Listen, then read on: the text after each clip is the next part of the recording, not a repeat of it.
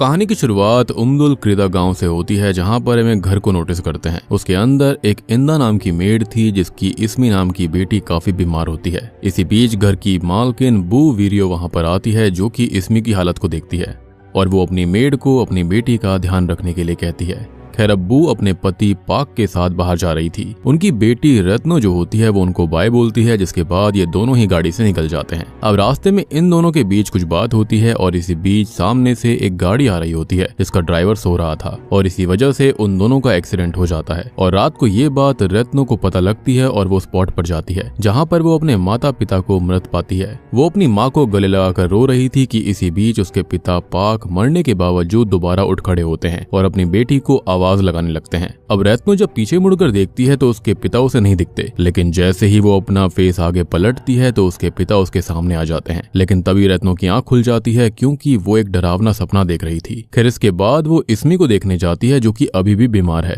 खैर, इसके बाद हम देखते हैं कि जो मेड होती है वो काम कर रही होती है और रत्नो अपनी मेड को अपने बुरे सपने के बारे में बताती है। लेकिन वो उसको ये कहती है कि सब कुछ ठीक हो जाएगा और बातों ही बातों में उनके दरवाजे पर 2 ऑफिसर्स आते हैं, जो कि उनको ये बताते हैं कि रत्नो के माता पिता का भयानक एक्सीडेंट हो चुका है। और ये सुनकर तो रत्नो वहीं रोने लगती है, यानी कि वो बुरा सपना सच हो चुका था, या फिर ये कहें कि उसको पहले से ही आभास हो गया था कि उसके माता पिता के साथ क्या होगा। अब हॉस्पिटल पहुंचने के बाद रत्नो की शादीशुदा बड़ी बहन वाती वहां पर आती है। दोनों अपनी मां की लाश को देखते हैं और काफी रोने लगते हैं। अब आगे हम ये देखते हैं कि पाक की जान इस हादसे में बच गई थी, लेकिन वो अभी भी कोमा में था। अब ये दोनों ही बहनें अपने पिता को बाहर से देख रही होती हैं, लेकिन पाक से मिलने के लिए मेड अंदर आती है और वो पाक को देखकर काफी मायूस होती है। अब दोनों ही बहनें यानी कि रत्नो और वाती डिसाइड करती हैं कि वो अपने पिता का ध्यान घर पर ही लाके रखेंगी। जिसके बाद में ये लोग घर आ जाते हैं, जहां पर उनकी मां का फ्यूनरल किया जाता है। अब यहाँ पाक की पहली बीवी गियेम भी अपने बेटे तार्जो के साथ वहां पर आई हुई थी और वो रत्नो और वाती से मिलती है और उनके सामने अपना दुख जाहिर करती है। वो उनसे पाक से मिलने के लिए अनुमति मांगती है और रत्नो उसे पाक से मिलवाती है, जो कि कोमा में चला गया था। खैर, अब वो पाक के सामने कुरान की कुछ आयतें पढ़ रही थी। अब इसी बीच हम वाती और तार्जो को बाहर देखते हैं, जो कि आपस में हिस्से की यानी कि प्रॉपर्टी और वेल्थ वगैरह की बातें कर रहे थे। अब वाती उससे ये कहती है कि इस समय पर ऐसी बातें करना ठीक नहीं है, तो तार्जो ये कहता है कि इससे उनकी मुश्किलें दूर हो सकती हैं। और तार्जो ये जानता था कि वाती का पति उससे ठीक से पेश नहीं आता और वो फाइनेंशियली अनस्टेबल है, और अगर वो हिस्सा कर लेंगे तो उनकी परेशानियां दूर हो सकती हैं। और उन दोनों की बातें चुप कर रत्नो सुन रही होती है। तभी रत्नो का टीचर वहां पर आ जाता है, जो कि उन्हें कुरान पढ़ाया करता था। मीनवाइल हम गियेम को देख पाते हैं, जो कि कुरान की आयतें पढ़ रही होती है कि तभी वहां पर अचानक से कुछ हलचल होती है और पाक अपने बिस्तर से उठकर बैठ जाता है, यानी कि कोमा से उठकर वो बैठ गया था। वो बैठा हुआ तड़प रहा होता है और ये देखकर गियेम काफी ज्यादा आश्चर्यचकित रह जाती है। वो उसे शांत करने की कोशिश करती है कि इसी बीच बिस्तर के नीचे से उसे लंबे बाल दिखाई देते हैं। ऐसा लग रहा था कि जैसे बिस्तर के नीचे कोई लेडी थी। अब नीचे झांकने पर उसे कोई भी नहीं दिखता। तब वो ऊपर देखती है और पाक के पास उसको एक भूत दिखाई देता है, जिसको देखकर वो जोरों से चिल्लाने लगती है, जिससे कि बाहर मौजूद लोग अंदर आकर इकट्ठा हो जाते हैं। अब तार्जो अपनी माँ को संभालता है और वो ये कहती है कि उसके पिता उठ चुके हैं, लेकिन वहाँ देखने पर सब कुछ नॉर्मल था। और तब तार्जो गियेम को बाहर ले जाता है। उसको ऐसा लग रहा था कि जैसे कि उसकी माँ को इस चीज से काफी शौक लगा हो। अब अगले दिन रत्नो और वाती की माँ बू वीरियो को दफनाया जाता है। जिसके बाद घर आने पर रत्नो देखती है कि वाती घर के अंदर कुछ ढूंढ रही होती है। पूछने पर वाती बताती है कि वो पापा की वसीयत को ढूंढ रही है। तब रत्नो उसे रोकने लगती है, क्योंकि अभी हालात बिल्कुल ठीक नहीं थे और उनके पिता अभी भी जिंदा है। तब वाती उसको ये बताती है कि उसका पति एक नंबर का निकम्मा है और वो कमाता धमाता भी नहीं है। उसे खुद ही अपने बच्चों को संभालना पड़ेगा और उसके पास पिता की वसीयत के अलावा कोई भी ऑप्शन नहीं है। खैर, अब सीन रात की तरफ आता है, जहाँ पर लोग प्रेयर्स कर रहे होते हैं। इसी बीच हम इनकी मेड को देखते हैं, जिसे घर के अंदर कोई साया दिखाई देता है। ये देखकर वो सीधा पाक के रूम में जाती है, जहाँ पर सब कुछ ठीक ठाक था। अब अगली सुबह वाती अपने बच्चों के साथ मार्केट में थी और तभी वहाँ पर तार्जो आ जाता है और उन दोनों में बहुत ज्यादा बहस हो जाती है, यानी कि वसीयत को लेकर। वाती उसे काफी कुछ उसकी माँ के बारे में उल्टा सीधा सुनाती है। बदले में तार्जो भी उसे उसके पति के बारे में उल्टा सीधा बोलने लगता है। अब वाती को इस चीज से इतना गुस्सा आ गया था कि वो तार्जो को थप्पड़ मार देती है। खैर, इसी बीच रत्नो बीच में आकर उन्हें शांत करती है, लेकिन तार्जो काफी गुस्से में था। रात में प्रेयर्स दोबारा शुरू होती हैं और प्रेयर के बीच में ही गियेम उठकर पाक के रूम में जाती है, जहाँ पर वो एक तावीज को पाक के पास वाले तकिए के लिए रख रही थी।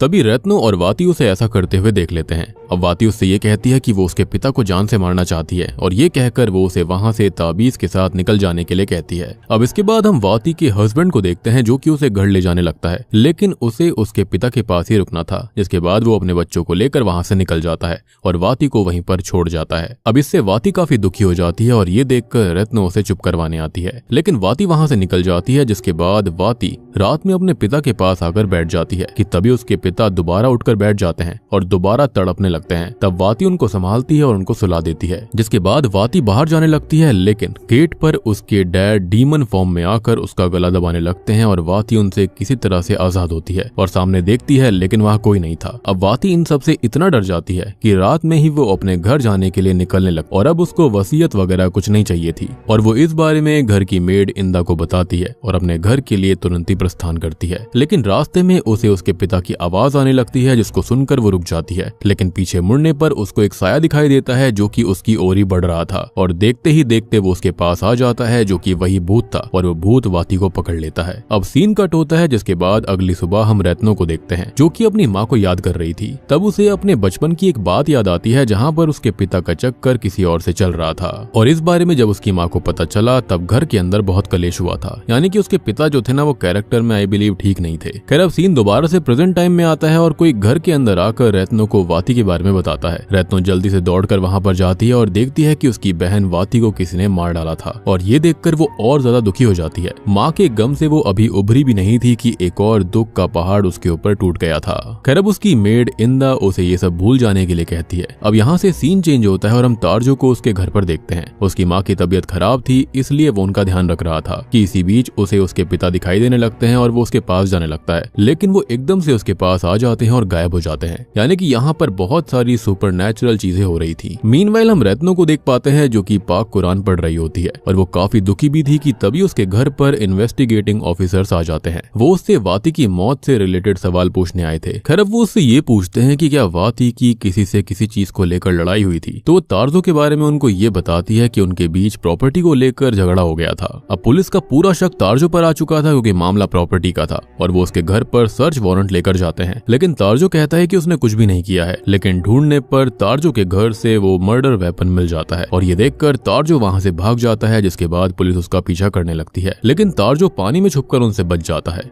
अब रात में रत्नो के पास में तारजो की माँ गियम आती है और वो उसको ये कहती है कि उसका बेटा बेकसूर है, उसने कुछ भी नहीं किया, वैसे भी वो एक ही खून से जुड़े हुए हैं तो वो ऐसा क्यों करेगा। तो रत्नो कहती है कि उन्हें ये सब फिलहाल पुलिस पर छोड़ देना चाहिए। अब रत्नो उनसे उस दिन के उस तावीज के बारे में पूछने लगती है, जिस पर वो ये बताती है कि पाक ने उसे एक बार बताया था कि एक जिन से उसे खतरा है और वही जिन उसके अंदर मौजूद है और वो तावीज वो इसलिए लेकर आई थी ताकि उसके पिता चैन से मुक्त हो सके, मतलब कि मर सके, क्योंकि फिलहाल वो कठिन जिंदगी जी रहे हैं और वो जिन ना ही उन्हें ठीक से जीने दे रहा है ना ही मरने दे रहा है, यानी कि अब तक जो कुछ हो रहा था वो एक जिन कर रहा था और उस दिन उस जिन से छुटकारा पाने के लिए ही उसने ये सब करने की कोशिश करी थी, लेकिन वाती ने उसे गलत समझ लिया था।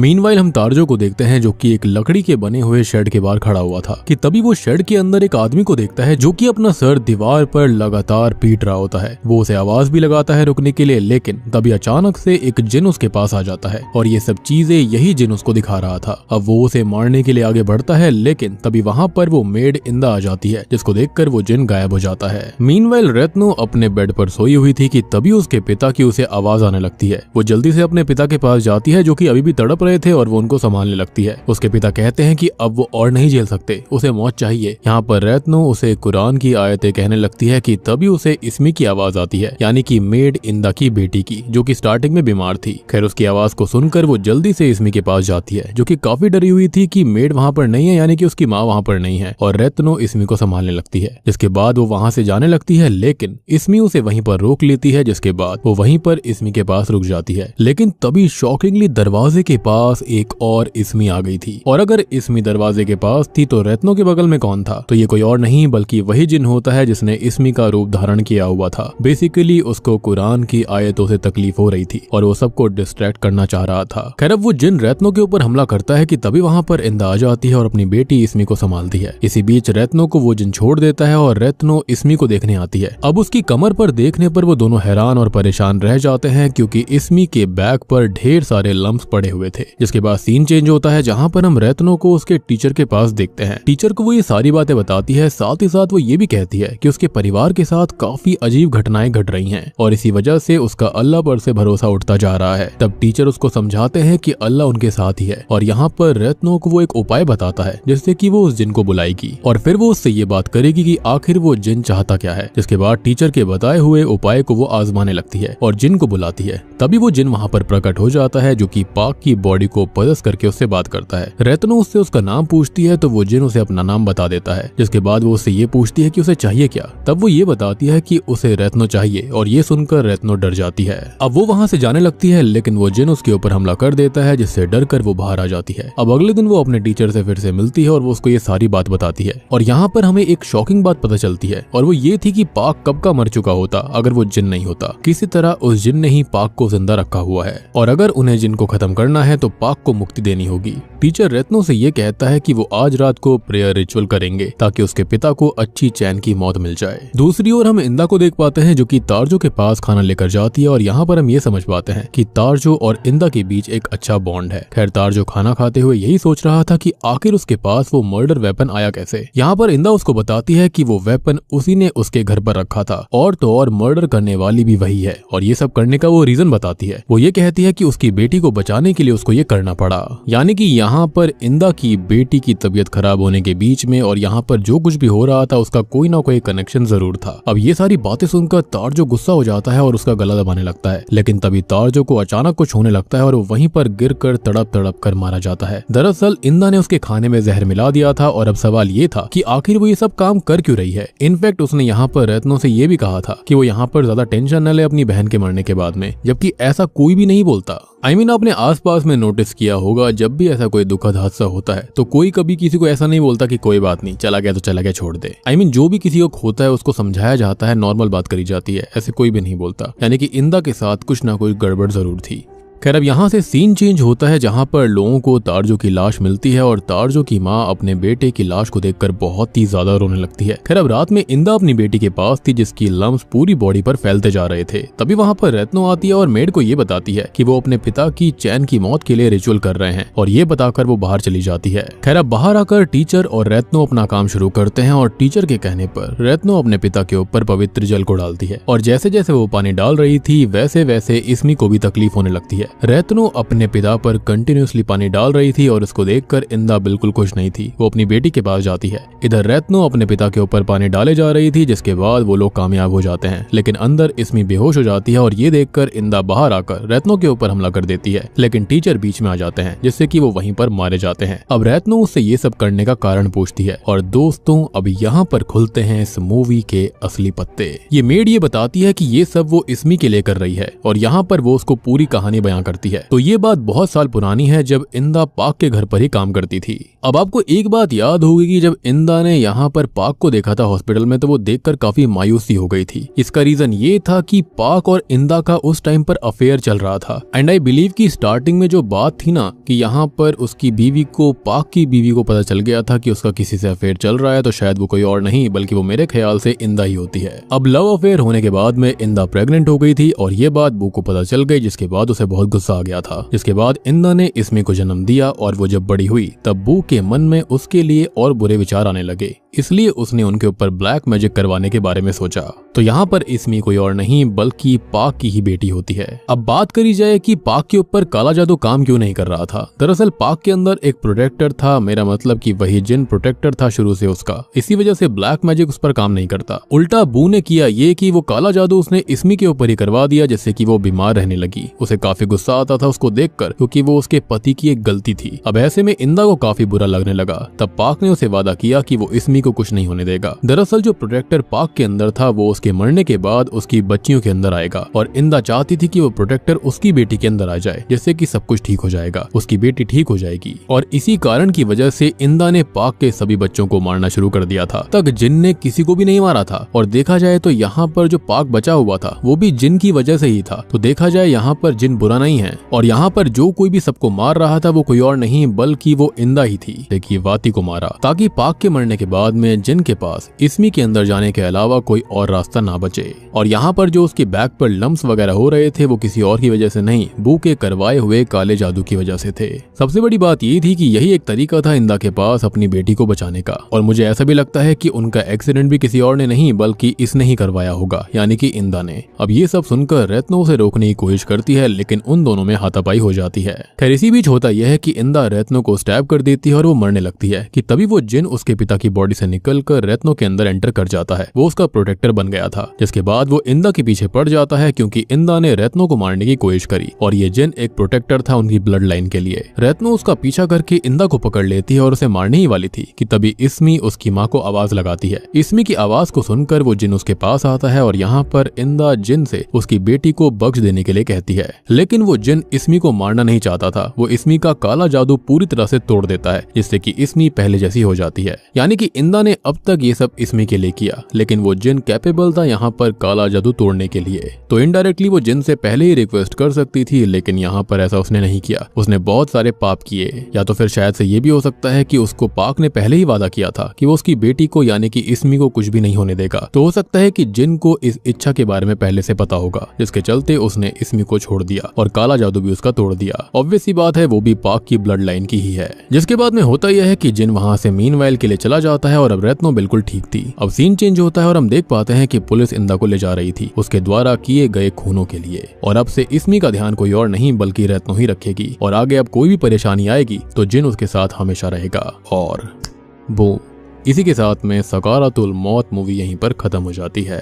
तो दोस्तों ये थी सकारातुल मौत इंडोनेशियन हॉरर फिल्म की कहानी। उम्मीद करता हूँ कि आपको पसंद आई होगी। इस मूवी के अंदर कॉन्सेप्ट काफी डिफरेंट है। यूजुअली हम देखते हैं कि जिन्स लोगों को मार रहे होते हैं लेकिन यहाँ पर जिन जो था वो पाक और उसकी ब्लड लाइन का प्रोटेक्टर होता है जिसके चलते ही उसने पाक को मरने नहीं दिया था। और मेरे ख्याल से उसने स्टार्टिंग से ही रत्नो को चूज करके रखा था क्योंकि उसके अंदर अच्छाई होती है। तभी उसके मन में स्टार्टिंग में ही एक इंट्यूजन आ गया था कि उसके माता पिता का एक्सीडेंट होने वाला है। शायद से जिन ने ही उसे ये चीज दिखाई होगी। एंड आई बिलीव कि ब्लड लाइन में जो सबसे ज्यादा वर्दी होता है ये जिन उसको ही प्रोटेक्ट करता है, जैसे कि उसने एंड में रत्नो के साथ किया था। अब देखो शुरुआत में क्या होता है ना, जो पाक होता है उसका अफेयर हो गया था इंदा से यानी कि मेड से, जिसके बाद में वो प्रेग्नेंट हो जाती है और ये बात ऑब्वियसली उसकी बीवी बू को पसंद नहीं आती। इसलिए जब मेड की बेटी बड़ी हुई तो पाक की बीवी ने उस पर ही काला जादू करवा दिया क्योंकि वो ये समझ गई थी कि जो मेड है ना वो यहाँ पर उनके ऊपर काला जादू करवा रही थी। अब ऑब्वियसली बात है उनका प्रोटेक्टर जिन है जिसके ऊपर काला जादू का कोई भी असर नहीं होता, जिसके चलते उल्टा इसमी ही बीमार रहने लगी थी। और अब इसमी को बचाने का एक ही तरीका था,